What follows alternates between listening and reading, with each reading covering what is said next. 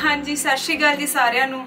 ਤੇ ਜਿਹੜੀ ਅੱਜ ਵਾਲੀ ਵੀਡੀਓ ਹੈਗੀ ਇਹ ਹੈਗੀ ਫਰੋਜ਼ਨ ਸ਼ੋਲਡਰ ਦੇ ਉੱਤੇ। ਜਿਵੇਂ ਫਰੋਜ਼ਨ ਸ਼ੋਲਡਰ ਨੂੰ ਤੁਸੀਂ ਸਾਰੇ ਸਮਝਦੇ ਹੋ ਵੀ ਜਿਵੇਂ ਆਪਣਾ ਮੋਢਾ ਹੁੰਦਾ ਉਹ ਜਾਮ ਹੋ ਜਾਂਦਾ ਹੈ। ਇਹਦੇ ਜਾਮ ਹੋਣ ਦੇ ਨਾ ਬਹੁਤ ਸਾਰੇ ਕਾਰਨ ਹੁੰਦੇ ਨੇ। ਸਭ ਤੋਂ ਪਹਿਲਾ ਕਾਰਨ ਹੁੰਦਾ ਪੇਸ਼ੈਂਟ ਡਾਇਬੀਟਿਕ ਹੁੰਦਾ ਹੈ ਤੇ ਦੂਜਾ ਕਾਰਨ ਜਿਹੜਾ ਹੁੰਦਾ ਇਹਦਾ ਕਈ ਵਾਰ ਕੀ ਹੁੰਦਾ ਜਿਵੇਂ ਮੰਨ ਲਓ ਕਿਸੇ ਦਾ ਫ੍ਰੈਕਚਰ ਹੋ ਗਿਆ ਤੇ ਉਹਨੂੰ ਬਹੁਤ ਲੰਬਾ ਟਾਈਮ ਮੰਨ ਲਓ 2-3 ਹਫ਼ਤੇ ਜਾਂ 4 ਹਫ਼ਤੇ ਉਹ ਸਲਿੰਗ ਪਾਣਾ ਪੈ ਜਾਂਦਾ, ਉਹਦੇ ਕਰਕੇ ਵੀ ਉਹਨੂੰ ਫਰੋਜ਼ਨ ਸ਼ੋਲਡਰ ਹੋ ਜਾਂਦਾ। कई बार ये फ्रोजन शोल्डर होंगे वीकनैस होने कारण जी मसल होंगे वीक हो जाती है, करके कई बार होंगे जिमें ट्रॉमा हो गया, पेशेंट गिर गया, फॉल हो गया, ओल्ड एज के ज़्यादा हो जाती है ये चीज़। तो कई बार की होंगे ओवर यूज होने करके भी फ्रोजन शोल्डर हो जाता है। ये होंगे कि जो अपना फ्रोजन शोल्डर जो शोल्डर जॉइंट होंगे इदा होंगे बॉल होंगी है तो एक सॉकेट होंगे, बॉल एंड सॉकेट जॉइंट कहा जाता है। वो एक कैप्सूल होंगे वो की होंगे टाइट हो जाता, थिक हो जाता है, जिदे करके सारी जी अपनी मूवमेंट होंगे ने रिस्ट्रिक्ट हो जांदियां ने। तो आप जी डेली एक्टिविटीज़ आ नहीं कर सकते, जिवें कंघा वाहना, सिर वाहना है, तुसीं पग बन्ननी है या तुसीं अपने कपड़े पाने, वो पाउण च बहुत ज़्यादा दिक्कत आती है। तो सब तो पहला जो साइन होंगे फ्रोजन शोल्डर का वो होंगे जी अपनी एक्सटर्नल रोटेशन होंगी वो अफेक्ट हो जाती है। एक्सटर्नल रोटेशन का की काम होंगे जिवें बांह पिछे नहीं जा सकती, तुसीं इत्थे सिर तक नहीं उन्होंने लैके आओगे, पग नहीं 50 नहीं बन सकते, पग नहीं बन सकते, ये दिक्कत ये स्टार्टिंग स्टेज होंगी है। तो वो एक चीज़ होर होंगी जिवें अपनी मसल होंगी है अपनी ते गठ बननी शुरू हो जाती है। कईयां नूं गठ का समझ नहीं आता बट वो जी अपनी इंटरनल रोटेशन जो मसल्स करांदियां ने वो टाइट हो जांदियां ने इत्थे।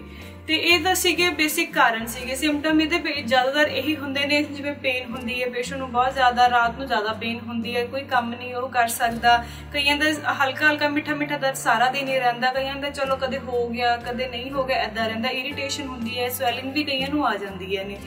तो ये सीगियां दे सिम्पटम्स होंदे ने। हुण मैं तुहानूं इहदे दसदी हां भी तुसीं एक्सरसाइज मैं तुहानूं पहलां बेसिक एक्सरसाइज दसूंगी जिहदे नाल तुहाडी जिहड़ा joint the range of motion वो खुल जूगी, फिर हौली हौली आपां इहनूं स्ट्रैंथन कर लांगे ताकि जिहड़ा साडा शोल्डर जॉइंट जिहड़ा फ्रोज होया सीगा वो नॉर्मल पोजीशन दे विच आंदा।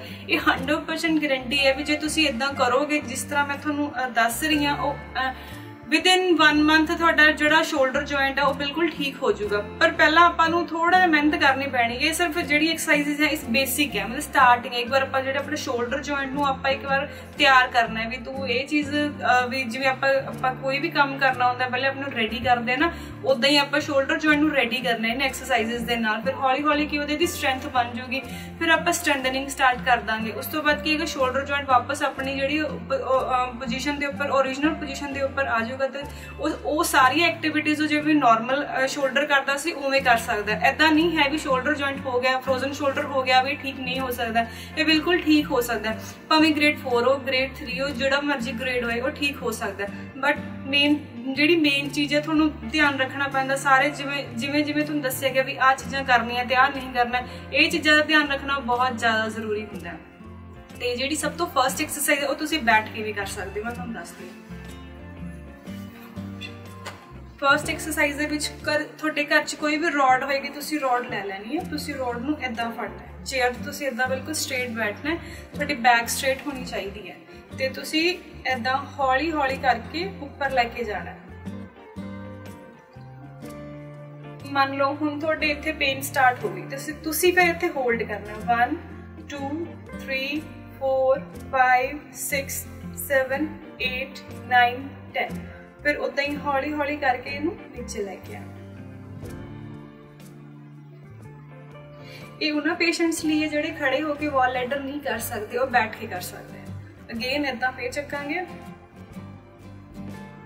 बिल्कुल स्लो लैके जाना है, इत्थे होल्ड करना 1 2 3 4 5 6 7 8 9 10, ये नीचे लैके आ जाए।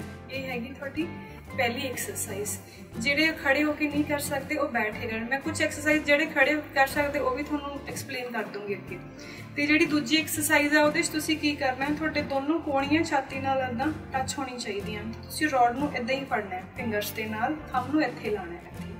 तो तुसीं करना जिहड़ी भी तुहाडी ना अफेक्टेड साइड है, मान लो मेरी आह वाली साइड दे विच शोल्डर मतलब आह शोल्डर दे विच मेरे पेन हुंदा तां मैं की करूँगी जिहड़ा मेरा बिल्कुल सही वाला हाथ है वह प्रैशर इधर नूं लाऊंगी तो मैं इहदे प्रैशर नाल इहनूं लैके जा रही हाँ। तो हुण मेरे इत्थे पेन स्टार्ट हो गया, मैं इत्थे होल्ड करूँगी 1 2 3 4 5 6 7 8 9 10 वापस आ जाएंगे। फिर लेके जावांगे 1 2 3 4 5 6 7 8 9 10 ऐदा ही 10 बार करना है। ये बैठ के कर सकते हैं, खड़े होके भी कर सकते ये वाली एक्सरसाइज ਨੂੰ ਤੁਸੀਂ। ਤੇ ਉਸ ਤੋਂ ਬਾਅਦ ਜਿਹੜੀ ਅਗਲੀ ਐਕਸਰਸਾਈਜ਼ ਹੈ ਤੁਸੀਂ ਕੀ ਕਰਨਾ, ਘਰ ਦੇ ਛੱਤ ਦੇ ਉੱਤੇ ਜੋ ਵੀ ਤੁਹਾਡਾ ਏਰੀਆ ਫ੍ਰੀ ਪਿਆ ਹੁੰਦਾ ਉਸੇ ਤੁਸੀਂ 2 ਕਿੱਲੀਆਂ ਦੀਆਂ ਲਗਾ ਲਓ ਤੇ ਉਹਦੇ ਵਿੱਚ ਇੱਕ ਰੋਪ ਹੁੰਦੀ ਹੈ, ਉਹਨੂੰ ਤੁਸੀਂ ਬਾਹਰ ਕੱਢ ਲੈਣਾ। ਉਸ ਤੋਂ ਰੋਪ ਨੂੰ ਤੁਸੀਂ ਦੋਨੋਂ ਤਰਫ ਤੇ ਹੈਂਡਲ ਬਣਾ ਲਓ ਜਾਂ ਐਦਾਂ ਹੀ ਸਿੰਪਲ ਗੋਲ ਜਿਹਾ ਬਣਾ ਕੇ ਤੁਸੀਂ ਰੱਖ ਸਕਦੇ ਹੋ, ਕੁਛ ਵੀ ਜੋ ਤੁਹਾਨੂੰ ਅੱਛਾ ਠੀਕ ਮਤਲਬ ਤੁਸੀਂ ਠੀਕ ਤੁਹਾਡੀ ਗ੍ਰਿਪ ਬਣ ਜਾਏ ਜਿਹੜੀ ਚੀਜ਼ ਦੇ ਉੱਤੇ। ਤੇ ਤੁਸੀਂ ਉਹਨੂੰ ਇਦਾਂ ਫੜਨਾ ਹੈ, ਉਦਾਂ ਫੜ ਕੇ ਉਹਨੂੰ ਫਿਰ ਇਦਾਂ ਉੱਪਰ ਲੈ ਕੇ ਜਾਣਾ। ਹੁਣ ਮੰਨ ਲਓ ਤੁਹਾਡੇ ਇੱਥੇ ਪੇਨ ਸਟਾਰਟ ਹੋ ਗਏ, ਤੁਸੀਂ ਇੱਥੇ ਹੋਲਡ ਕਰਨਾ 1 2 3 4 5 6 7 8 9 10 ਫਿਰ नीचे ले आए, फिर ऊपर ले गए 1 2 3 4 5 6 7 8 9 10 नीचे ले, फिर इदा ऊपर लेके जाना, होल्ड करना है, नीचे ले गए। एवें तुसी 10 रेपिटेशंस करनी है, 10 सेकंड होल्ड करना है। ये वाली एक्सरसाइज उन्हां लई है ਜਿਹੜੇ मतलब खड़े होने दी दिक्कत ना, ज़्यादा टाइम खड़े नहीं हो सकते, ठीक है जी। तो हुण आपां करते हैं ਜਿਹੜੇ खड़े होने वाली एक्सरसाइजेस ने। ਜਿਹੜੀਆਂ ਹੁਣ मैं एक्सरसाइज ਤੁਹਾਨੂੰ ਸਮਝਾ ਰਹੀ ਹਾਂ ਇਹ ਹੈਗੀਆਂ ਵॉल ਵਾਲੀ एक्सरसाइजेस। ਇਹ ਸਭ ਤੋਂ ਪਹਿਲੀ ਹੈਗੀ वॉल ਲੈਟਰ। ਇਹ ਤੁਸੀਂ ਖੜੇ ਹੋ ਕੇ ਕਰਨੀ ਹੈ, ਇਦਾਂ ਦੀਵਾਰ ਵੱਲ ਖੜੇ ਹੋ ਜਾਣਾ, ਦੋਨੋਂ ਹੱਥਾਂ ਨੂੰ ਇਦਾਂ ਬਰਾਬਰ ਪਲੇਸ ਕਰਨਾ ਹੈ। ਤੁਹਾਡੀ ਜਿਹੜੀ ਬਾਂਹ ਦੇ ਵਿੱਚ ਦਰਦ ਹੁੰਦਾ ਤੁਸੀਂ ਉਹਦੇ ਫਿੰਗਰਸ ਦੇ ਨਾਲ ਉੱਪਰ ਜਾਣਾ, ਹੌਲੀ ਹੌਲੀ ਬਿਲਕੁਲ ਸਲੋ। ਮੰਨ ਲਓ ਹੁਣ ਤੁਹਾਡੇ ਇੱਥੇ ਪੇਨ ਸਟਾਰਟ ਹੋ ਗਈ, ਤੁਸੀਂ ਇੱਥੇ ਹੋਲਡ ਕਰਨਾ 1 2 3 4 5 6 7 8 9 10। फिर उदा ही तुसी हौली हौली करके वापस जिथों स्टार्ट किया सी उत्थों ही लैके आना, एवें रोक लेना है। अगेन फिर स्टार्ट करना है,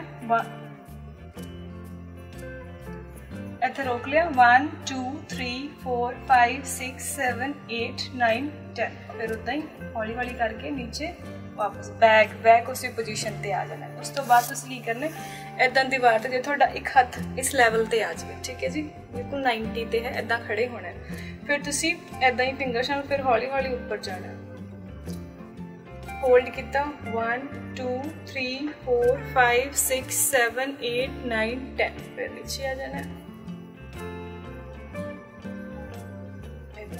ये भी तुसी उदा ही 10 बार करने हैं, 10 रेपिटेशंस करनी है दी, ठीक है जी। ये हैगी वॉल लैडर ते 2 टाइप्स हो गई। उस तो बाद तुसी की करना जिवें हुण कईयां दे घरे तां शायद पिंडां 'च जे पिंडां 'च तां टोकी वाली मशीन हुंदी है ते ओह की करदे पट्टा उतार के ना, जे ज़्यादा नीवीं फिर ना करियो, जे थोड़ी उच्ची हैगी है तुसी ओह पट्टे नूं हटा के जिन्ना क भी तुहाडा सर्कल जे पूरा घुमदा दा ठीक है, अदरवाइज तुसी हाफ सर्कल घुमाना शोल्डर जॉइंट दा जिथे तक जा सकता है। जिन्हां कोल ओह मशीन नहीं हैगी है तो की कर सकते ने, ਉਹ ਸਿੰਪਲ मतलब ਕਿਸੇ ਤੋਂ ਨਾ ਜਿਵੇਂ ਉਹ ਲੱਕੜ ਦਾ ਕੰਮ ਕਰਦੇ ਨੇ ਉਹ ਵੀ ਸਿੰਪਲ ਤੁਹਾਡੇ ਲਈ ਉਦਾਂ ਦਾ ਬਣਾ ਦੇਣਗੇ, ਜਿਵੇਂ ਸ਼ੋਲਡਰ ਵੀਲ ਕਹਿ ਦਿੰਦੇ ਹੁੰਦੇ ਨੇ ਉਹਨੂੰ, ਜਿਵੇਂ ਬਿਲਕੁਲ ਸੇਮ ਉਦਾਂ ਹੀ ਹੁੰਦਾ ਜਿਵੇਂ ਟੋਕੇ ਵਾਲੀ ਮਸ਼ੀਨ ਹੁੰਦੀ ਆ, ਉਹਦਾ ਸਰਕਲ ਜਿਹਾ ਬਣਾ ਲਓ, ਬਣਾ ਕੇ ਦੀਵਾਰ ਤੇ ਉਹਨੂੰ ਤੁਸੀਂ ਫਿਕਸ ਕਰ ਦਿਓ।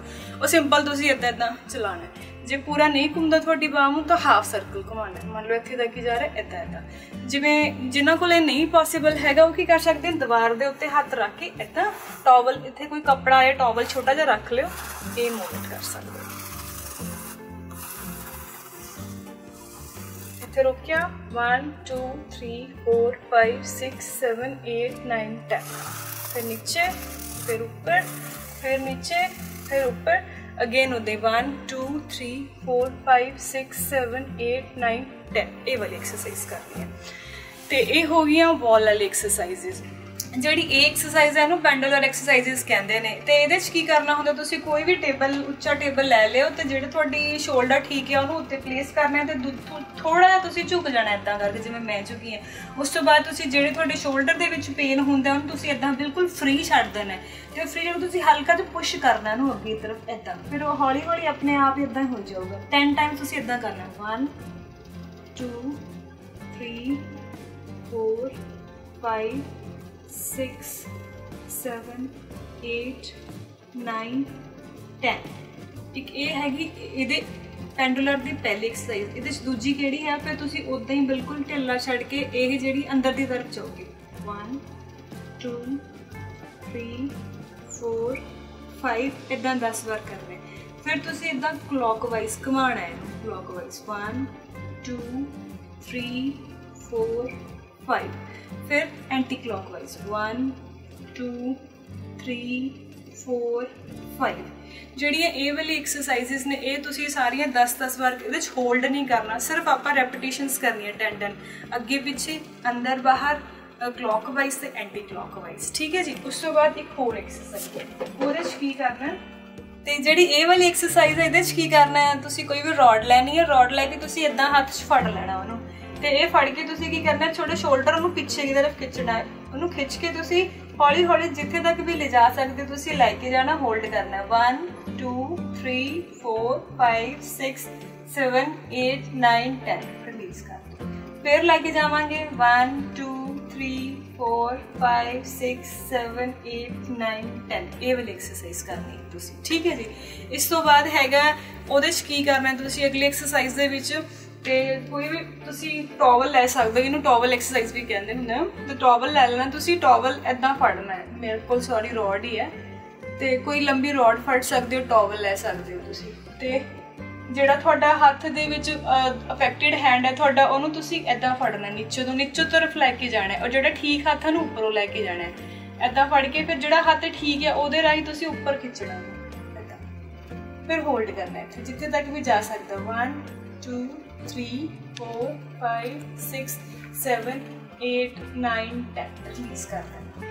ਫਿਰ ਉੱਤੇ ਲੈ ਕੇ ਜਾਣਾ 1 2 3 4 5 6 7 8 9 10 ਇਹ ਵਾਲੀ ਐਕਸਰਸਾਈਜ਼। ਠੀਕ ਹੈ ਜੀ।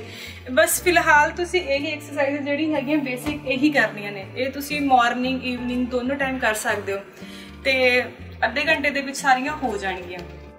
ਤੇ ਹੁਣ ਮੈਂ ਤੁਹਾਨੂੰ ਦੱਸਣ ਲੱਗੀ ਹਾਂ ਉਹ ਚੀਜ਼ਾਂ ਜਿਹੜੀ ਤੁਸੀਂ ਬਹੁਤ ਜ਼ਿਆਦਾ ਧਿਆਨ ਰੱਖਣੀ ਹੈ। ਸਭ ਤੋਂ ਪਹਿਲੀ ਗੱਲ ਇਹ ਹੈ, ਜਦੋਂ ਰਾਤ ਨੂੰ ਸੋਣਾ ਹੁੰਦਾ ਹੈ, ਜਿਹੜਾ ਤੁਹਾਡਾ ਮੋਢਾ ਦੁਖਦਾ ਹੁੰਦਾ ਤੁਸੀਂ ਉਹ ਵਾਲੀ ਸਾਈਡ ਨੂੰ ਕਦੇ ਵੀ ਨਹੀਂ ਪੈਣਾ, ਤੁਸੀਂ ਦੂਜੀ ਸਾਈਡ ਨੂੰ ਪੈਣਾ ਹਮੇਸ਼ਾ।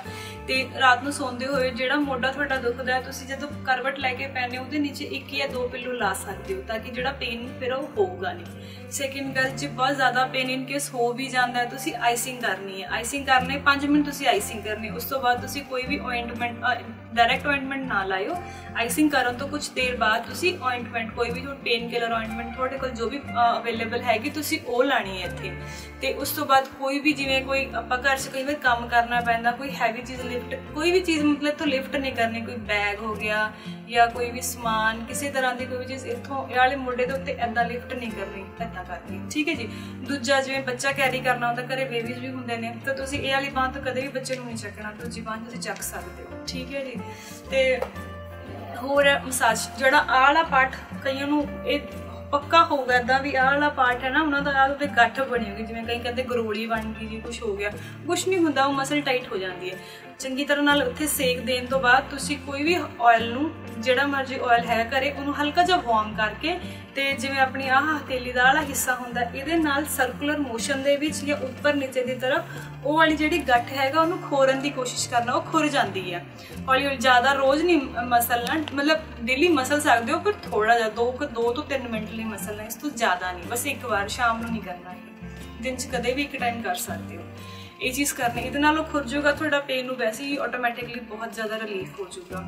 ਤੇ ਜਿਹੜੀ ਹੋਰ ਇੱਕ ਸਭ ਤੋਂ ਮੇਨ ਚੀਜ਼ ਹੈਗੀ ਉਹ ਮੈਂ ਤੁਹਾਨੂੰ ਦੱਸ ਰਹੀ, ਇੱਕ ਮਸਾਜ ਹੁੰਦੀ ਹੈ, ਉਹਨੂੰ ਆਪਾਂ ਨਾ ਮਾਇਓਫੇਸ਼ੀਅਲ ਰਿਲੀਜ਼ ਕਹਿ ਦਿੰਦੇ ਨੇ। ਉਹਦੇ ਨਾਲ ਦਾ ਨਾ ਤੁਹਾਨੂੰ 3-4 ਦਿਨ ਦੇ ਵਿੱਚ ਤੁਹਾਡਾ ਸ਼ੋਲਡਰ ਜੁਆਇੰਟ ਮੈਂ ਕਹਿੰਦੀ 40 ਤੋਂ 50% ਠੀਕ ਹੋ ਜਾਊਗਾ। ਉਹ ਮੈਂ ਤੁਹਾਨੂੰ ਕੰਪਲੀਟਲੀ ਦੱਸਦੀ ਹਾਂ ਵੀ ਉਹ ਜਿਹੜਾ ਮਸਾਜ ਹੈ ਉਹ ਕਰਨੀ ਕਿਵੇਂ ਹੁੰਦੀ ਹੈ।